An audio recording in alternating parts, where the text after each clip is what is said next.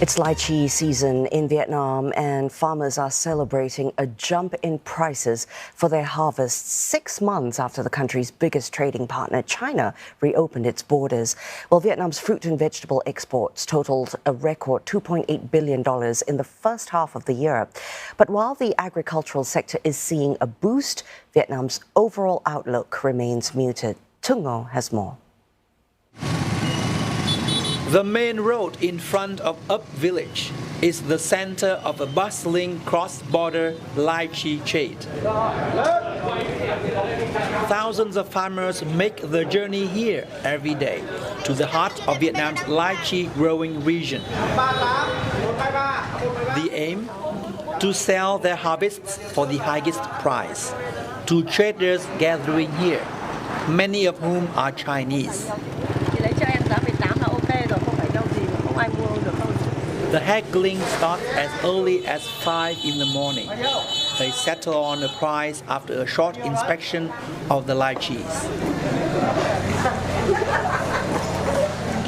Phải bán cho Trung Quốc chúng tôi mới vui và bán được giá cao. Giá năm nay thì như mọi năm thì năm nay nó hơn mọi năm tí, tại vì năm nay vải nó đẹp hơn thì được trung bình 18. Còn mỗi năm thì chỉ 9-10.000 thôi. Farmers say the sales and prices of the harvests have improved as China reopened its borders 6 months ago. Border controls at the height of the COVID-19 pandemic disrupted exports to China. The change in their fortunes is a welcome relief for the tens of thousands of farmers in the agricultural region, like Trần Thị Phương and her husband.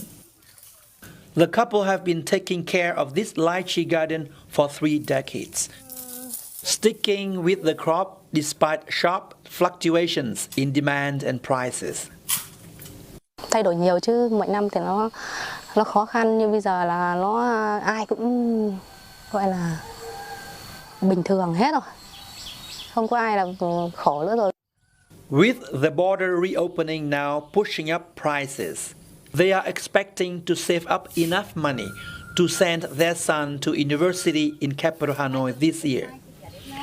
Hopes were high that the reopening of China would have a similar impact on other sectors and revive Vietnam's COVID-hit economy.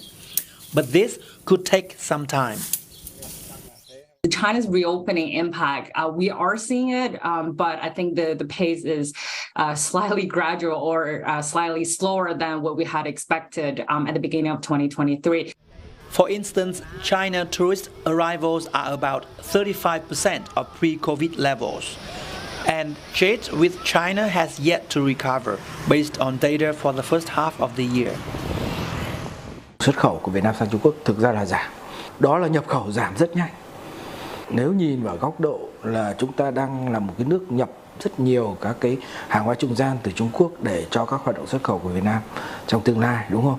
Vậy nhập khẩu từ Trung Quốc giảm nó cũng là một cái tín hiệu, và đấy là cái mà tôi đánh giá rằng nó là một cái tín hiệu rất tiêu cực cho nền kinh tế từ giờ đến cuối năm. The flow of foreign investment into Vietnam is also down compared to the same period last year, but some experts say there is room for optimism. Vietnam still is well positioned to receive, consistent quality FDI inflows, and especially a lot of inflows that come from mainland China. Experts say despite China's reopening, Vietnam's economic recovery may take years to hit a sweet spot. Tung, CNA, Hanoi.